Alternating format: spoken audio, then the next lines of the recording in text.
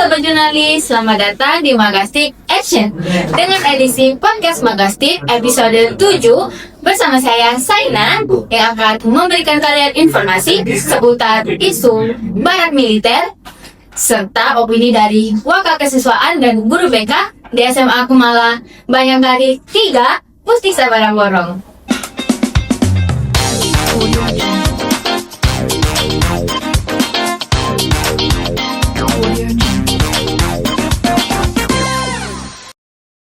Halo, selamat siang Bapak Ibu. Ya, selamat siang. Mungkin bisa memperkenalkan diri dulu dan di sini jabatannya sebagai apa? Ya, dulu ya. Ya. Saya Fitra Firmansyah. Biasa dipanggil Pak Fitra. Jabatan selain guru, saya dapat amanah tugas tambahan untuk menjadi wakil kepala sekolah bidang kesiswaan.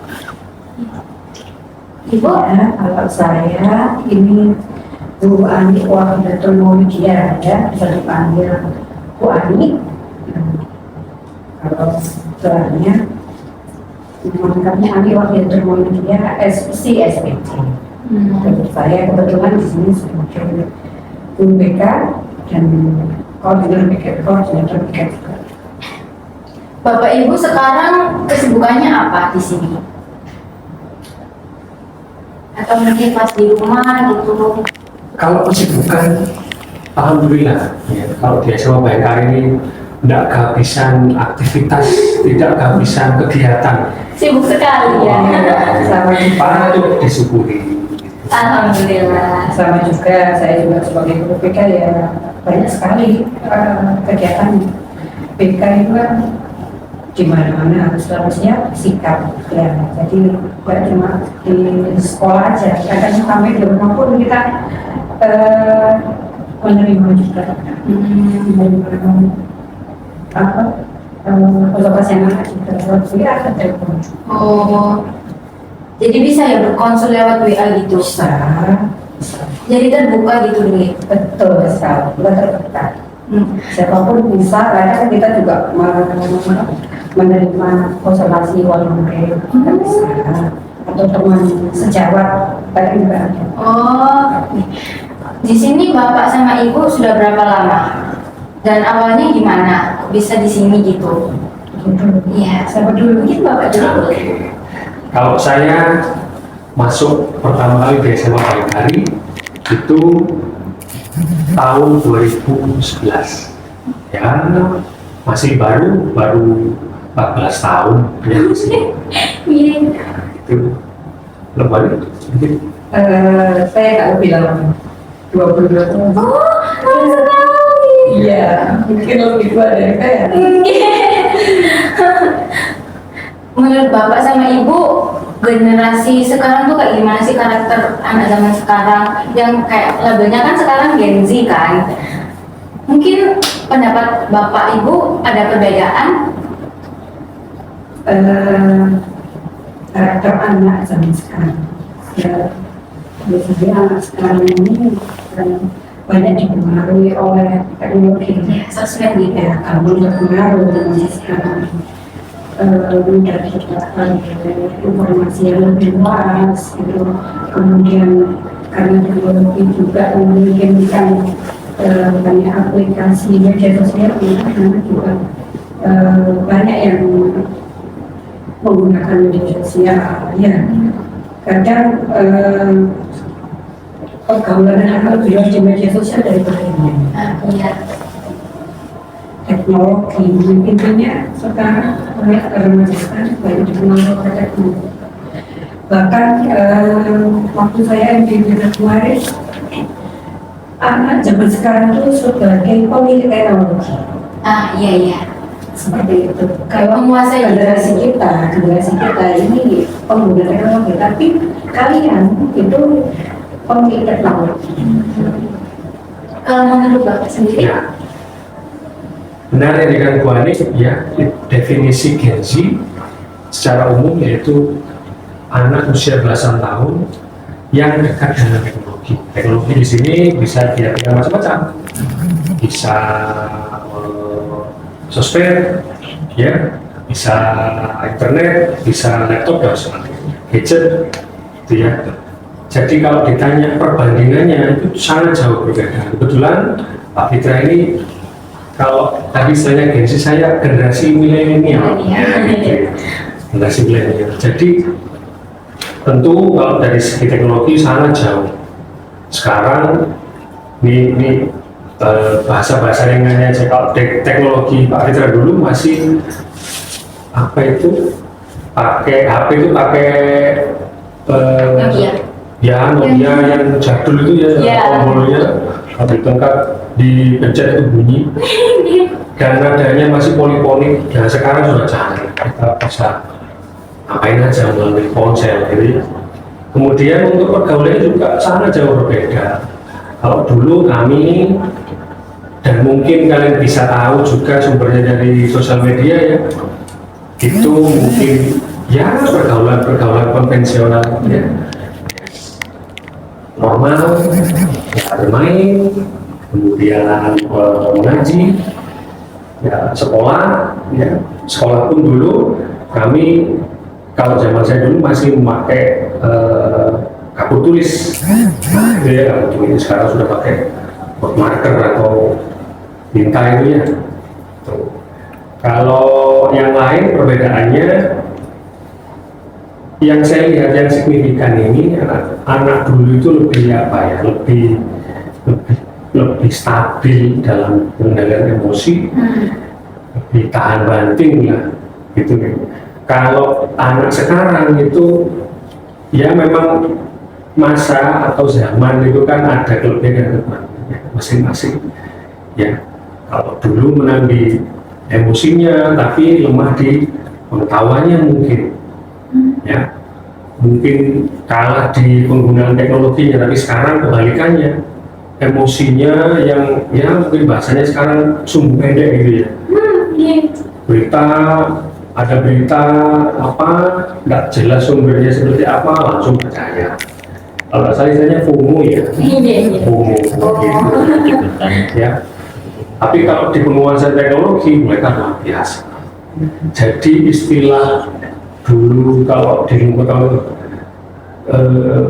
menimba ilmu, sekarang sudah nggak menimba lagi, sudah ngerojok. Kalau bahasa Jawa itu ngerojok gitu. Dan informasi itu luar biasa. Dari mana-mana gitu. Kalau saya dulu itu justru remaja nggak ada. Kalau kita tadi ada ya, kalau saya nggak ada. Kalau setahu saya itu apa yang mulai ada itu saya kuliah satu yang pertama itu di mana itu ada teman saya cuma satu yang pakai, yang lainnya enggak, apalagi saya enggak. Itu ya. Kenapa? Tapi mulai kerja 2005 itu saya pakai. Pulsa masih 1 juta.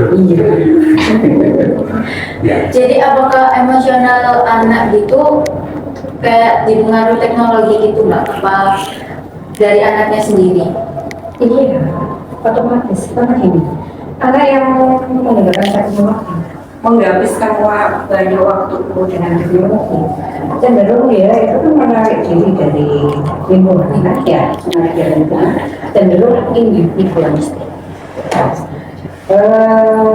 Apa istilahnya itu interaksi dengan sosial itu lebih sedikit, lebih minim, lebih banyak menghabiskan waktu dengan gadgetnya atau yang lain gitu ya, teknologi yang lain gitu. Seperti itu remaja sekarang gitu kita. Tapi ya ada plus-minusnya ya, tadi plusnya juga banyak kan, plusnya juga banyak, saya yakin plusnya juga banyak. Dengan adanya teknologi anak-anak jadi istilah berkembang luas, kemudian rasa ingin tahu yang tinggi, ya, banyak yang diketahui itu, ya, dengan sekali kita sekarang ada teknologi AI, ya itu langsung kan, sekarang. Ya. Nah, jadi menurut Ibu apakah ke anak-anak itu beneran ada atau cuma label semata aja karena mereka tuh belum dipahami secara emosionalnya? Kalau dari dunia kebijakan kita tidak membeli sebagai anak-anak, tidak ada anak-anak. yang apa yang ya, dalam dunia kebaikan itu mana gini, anak-anak yang belum berkembang, ya, anak-anak yang belum berkembang, jadi bukan anak belum berkembang, ya emosionalnya mungkin, sosialnya mungkin, mandirinya. Jadi itu semua orang kan berproses, anak itu semua orang, jadi anak dewasa semua itu berproses, emosionalnya itu berproses, sosialnya berproses, tentuan juga berproses gitu. Nah, yang dikatakan tadi bermasalah itu hanya mereka belum mau itu bermatang, belum berkembang tadi ya, dikatakan belum berkembang tadi. Tapi mungkin dengan adanya intervensi dari orang lain, seperti kalau di sekolah itu ada guru kita memberikan istilahnya itu pendekatan ya, bisa saja anak itu memiliki potensi jauh lebih besar daripada anak yang lain, karena setelah itu berkembang. Kalau mereka sudah berkembang, saya yakin mungkin justru melampaui dari prestasinya dari anak yang biasa. Jadi kita tidak pernah melihat, kita memberi aja anak yang spesial yang belum berkembang. Atau mungkin Saya menambahkan pernyataan yang disampaikan tadi ya, jadi kapasitas sebagai guru BK ya, bahwa nakal itu, istilah nakal itu kalau di BK itu siswa yang belum nakal gitu ya, belum berkembang di level tertentu. Nah biasanya nakal ini kan ada apa ya, konotasi positif dan konotasi negatifnya. Kalau secara umum nakal memang di masyarakat itu cenderung berkonotasi negatif, gitu ya. Nanti sekilas saya uraikan untuk yang di masyarakat. Mungkin yang bisa ditambahkan dari pernyataan tadi, anak itu karena usia belasan mungkin belum matang ya, secara emosionalnya, kemudian psikisnya dan sebagainya, maka mereka pun diarahkan. Contoh seperti yang ada di sekolah kita, ya, itu banyak tata tertib di buku saku itu yang bisa digunakan sebagai arahan, bisa digunakan sebagai arahan bahwa anak-anak atau siswa-siswi di SMA Bayangkara itu harus begini, gitu. Menggambar itu nakal atau bukan? Tidak. Tapi kalau menggambarnya di objek yang tidak semestinya, nah itu bisa dikategorikan apa? Misalnya coret-coret, ya, gambar di tempo. Nah itu kan nakal, itu ya. Kemudian menulis itu nakal atau tidak? Tidak. Tapi tadi kalau di objek yang semestinya, misalnya kita menumpahkan ide gagasan sebuah karya, lomba membanggakan sekolah, kenapa tidak bagus sekali. Tapi kalau media atau objeknya tadi nggak tepat, ya itu tadi nakal. Kalau istilah kita disebut pelanggaran. Gitu. Cuma yang di sini yang digarisbawahi, mungkin nakal yang bisa diarahkan itu yang bersifat sikap ya, behavior. Seperti apa itu? Ya tadi sikap kita, misalnya anak ini jago gambar, jago menulis, kita arahkan ke yang benarnya seperti apa. Ini loh, kamu kok jago, misalnya olahraganya jago, ya suka apa, tangannya kuat, daripada buat mukulin orang misalnya berantem, wah ikut aja misalnya bela diri, badminton, voli gitu kan. Nah nanti disalurkan dengan positif. Itu yang maksud saya. Jadi yang ada yang nakal nggak bisa nakal ini apa, mendisiplinkan pikiran ya. kiranya ini karena pikiran itu nggak bisa didisiplinkan, bagaimana caranya gitu ya. Itu yang mungkin masyarakat apa ya, perlu pembinaan, mungkin perlu tahu informasi tersebut gitu. Jadi anak sendiri itu tidak sadar bahwa dia itu bermasalah, iya, tidak sadar. Nah, dikatakan bermasalah itu gimana sih? Kalau dia itu dia tidak oke, orang lain tidak oke, itu jelas. Ya. Kemudian dia oke, orang lain tidak oke, berarti dia masalah. Benar baiknya. Ya. Sebaliknya saja kita oke ya, orang lain oke, harus sebaliknya orang lain oke, kita tidak oke. Ya. Kita oke, orang lain oke, itu tidak masalah. Jadi banyak anak yang tidak menyadari apa yang dia lakukan, apa yang dia katakan itu bermasalah seperti itu. Letaknya itu di situ sebenarnya. Nah, sekarang kan banyak diberitakan siswa nakal itu dikirim ke barat sama Bapak dan Ibu Mulyadi. Itu menurut Bapak dan Ibu gimana? Apakah tidak melanggar hak anak atau seperti apa? Bapak dulu mungkin. Ya, ini kebijakan gubernur ya, Gubernur Jawa Barat Pak Deddy Mulyadi atau biasa disingkat KDM, Kang Deddy Mulyadi. Beberapa waktu lalu saya melihat tayangan di sosial media, ya. Tayangannya berupa potongan video. Video pertama itu di sebuah acara di televisi yang kontra dengan kebijakannya Pak Adiem itu. Oh, ini gubernur baru Jawa Barat ini sangat tidak mengerti bla bla bla gitu, intinya tidak setuju. Terus beliaunya itu mengutarakan di negara maju itu tidak ada, contohnya Finlandia. Nah, gitu.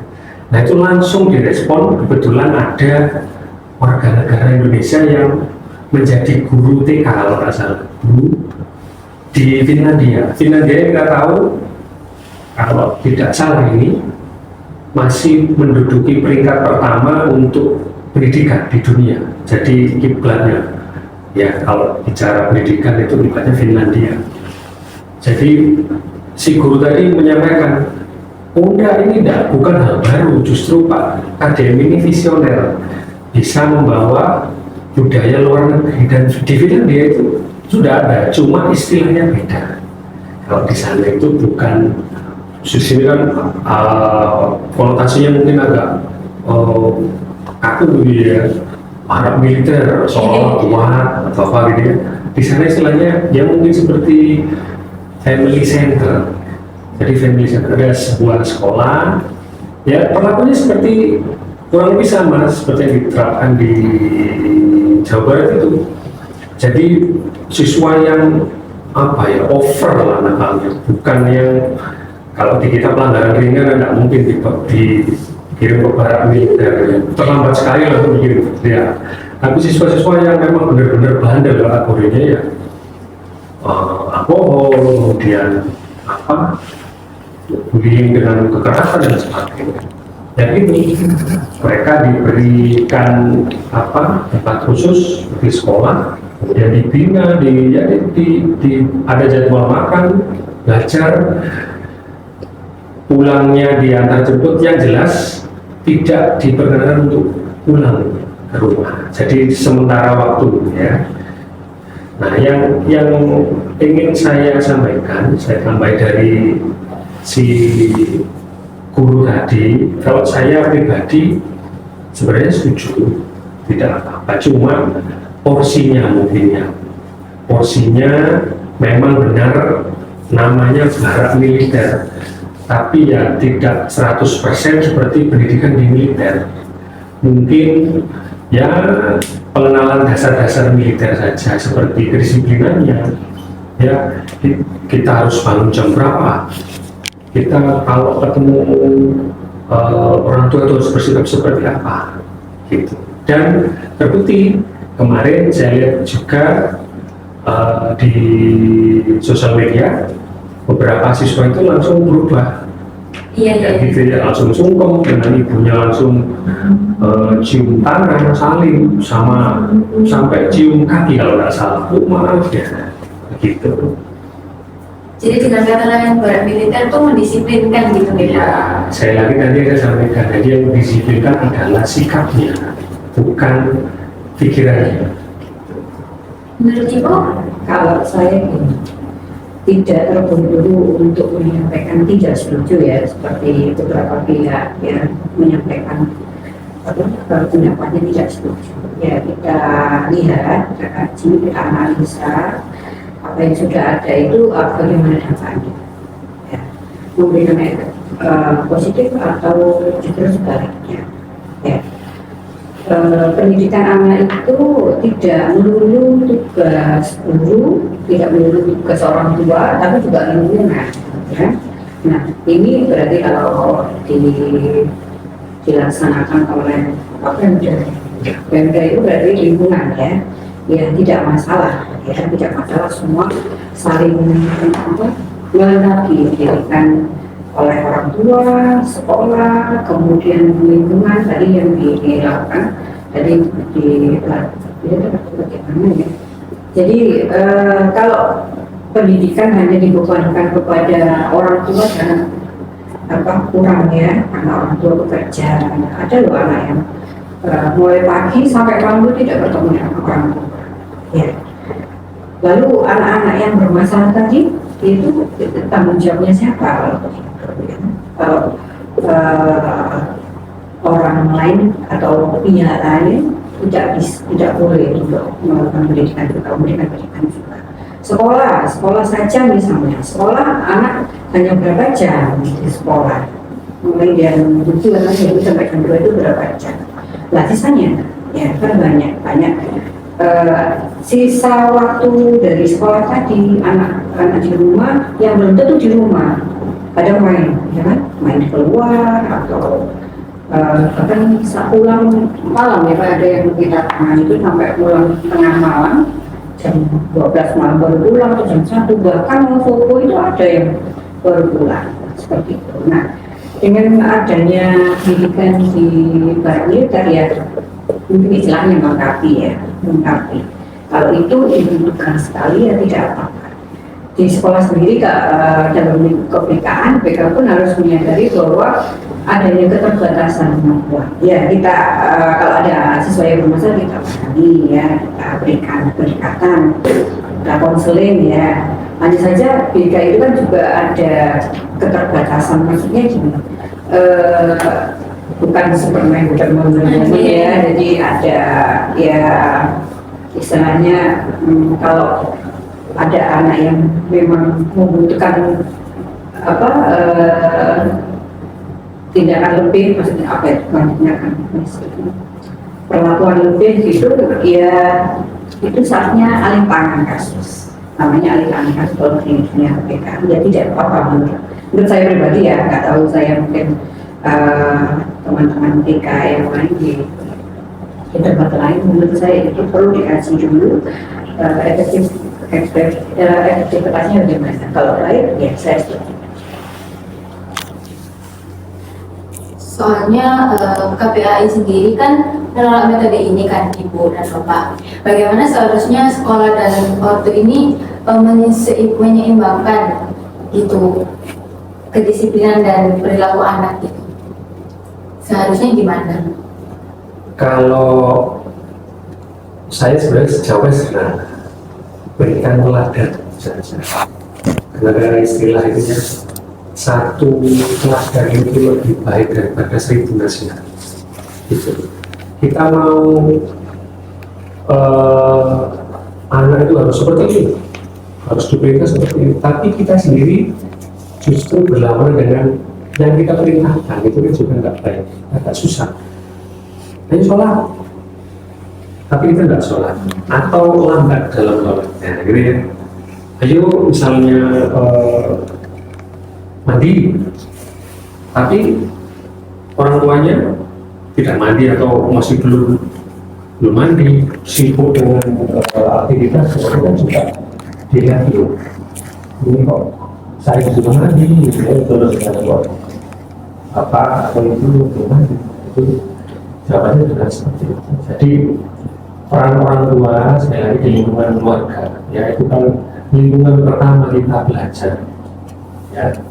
Jadi harus bisa memberikan teladan yang baik. Ya. Sebenarnya sekarang itu gampang, tidak perlu banyak diomong. Anak Gen Z itu kasih contoh aja. Ya, diomongin nanti kita ngomong 10, mereka ngomongnya 100 gitu. Lebih banyak karena referensinya lebih banyak. Gitu. Dan mereka juga cerdas Iya, betul. Itu milik saya. ya, namanya pendapat kan bebas ya, semua boleh berpendapat ya, pakai itu pendapat, sekolah berpendapat, orang tua juga berpendapat, toko-toko psikologi ya, psikolog berpendapat, pakar anak berpendapat, semua berpendapat ya. Tadi kalau memberikan yang baik nggak apa-apa, tapi kalau ada mundurnya ya boleh dikaji ulang. Seperti gimana? Dikaji ulang ya mungkin dibutuhkan penelitian dahulu ya, agar menemukan efektivitas dari metode tersebut.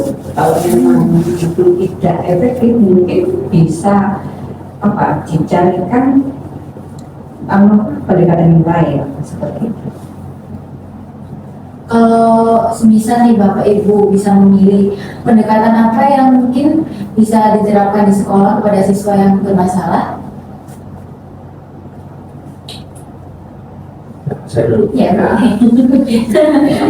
Kalau saya tadi ya, itu sudah ampuh mungkin resep atau jurus yang kalau di ilmu-ilmu bela diri pamungkas diri tadi,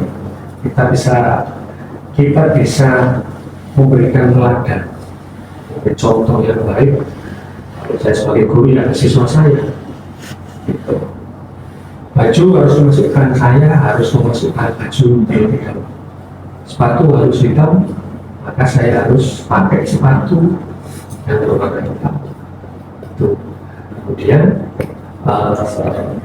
kita perlakukan anak-anak kita, siswa-siswa kita sebagai sahabat lah ya, mungkin supaya akrab, ya, supaya mereka bisa dekat dengan kita, bisa dan mau bercerita dengan kita buat mereka senyaman mungkin, ya.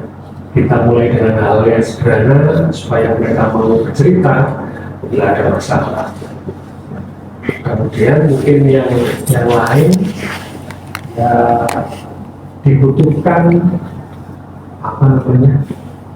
semua komponen, semua pihak, tidak bisa salah satu saja. Kita sebagai guru, orang tua, kemudian warga sekolah dan sebagainya, untuk menunjang bahwa apa yang kita sampaikan itu sudah siap diterima. Itu hal baik yang kita sampaikan itu supaya bisa diterima. Diterimanya bukan hanya berupa omongan saja, tapi berupa visualisasi ya, seperti ini. Kayak Allah, anak-anak atau siswa-siswa kita bisa mengikuti apa yang kita instruksikan. Itu dari saya. Dibutuhkan pendekatan yang lebih intens pada anak tersebut. Kalau saya selama ini pengalaman saya dengan anak seperti itu, pendekatan ini seperti ini. Kita sering bertanya, ya, mengajak mereka bicara.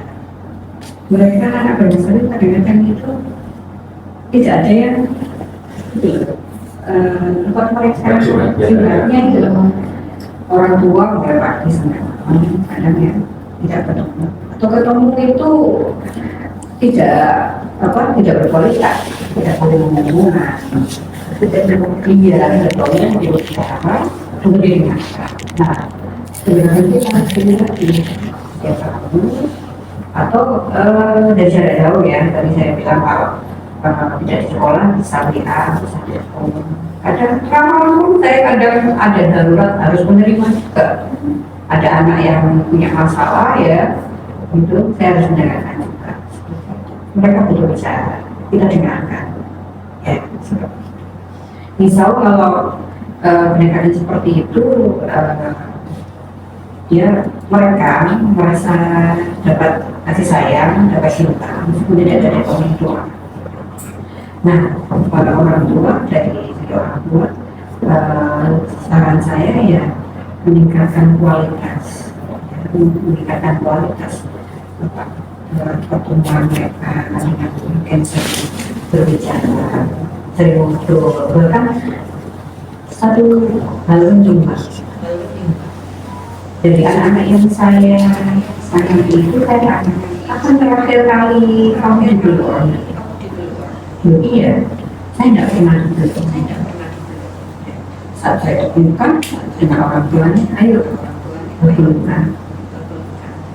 Sangat terharu melihat situasi seperti itu yang tidak pernah dilakukan. Hanya sebuah pelukan, sesuatu yang sangat penting.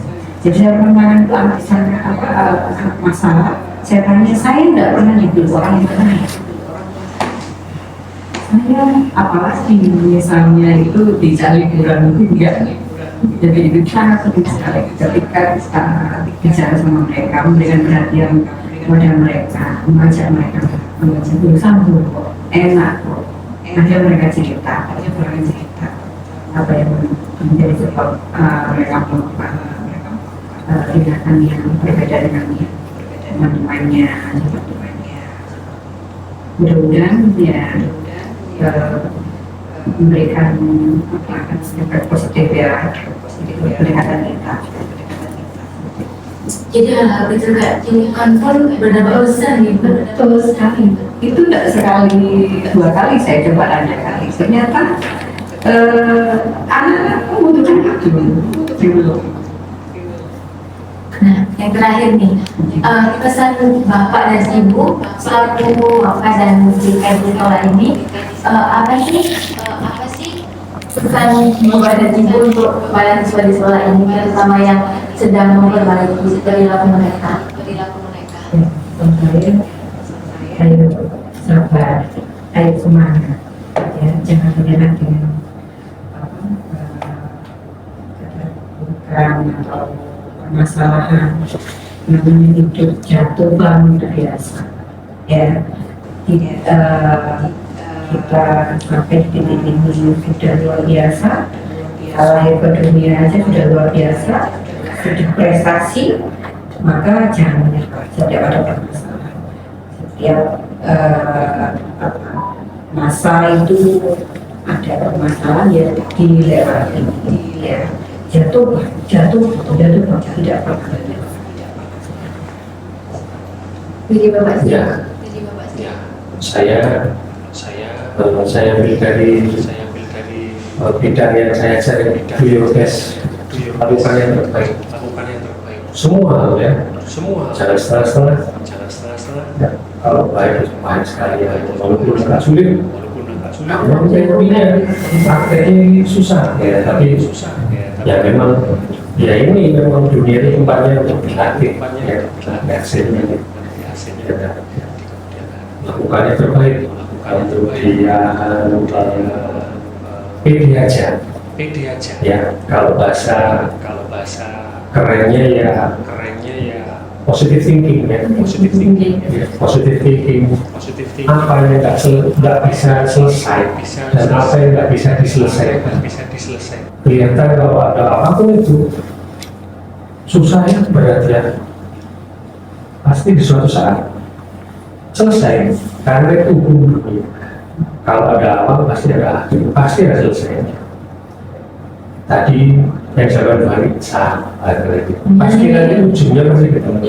Apapun apa kita temukan masalah apapun, jangan kalian hadapi di belakang, diinteraksi dengan teman, kemudian mungkin ada masalah dengan keluarga, ya dengan apa itu sekolahnya, belajarnya, nanti ujungnya pasti selesai. Dan semuanya akan baik-baik saja. Baik-baik saja. Cuma kita kadang yang terlalu overthinking ya, belum apa-apa, waduh gimana ya, waduh apakah mulai aja belum mulai aja. Kayak takut gitu ya Pak. Baik, terima kasih Bapak dan Ibu sudah meluangkan waktunya buat melakukan podcast sama saya. Terima kasih. Dadah guys, sampai jumpa di See you. episode berikutnya. Podcast Lokati Jaya.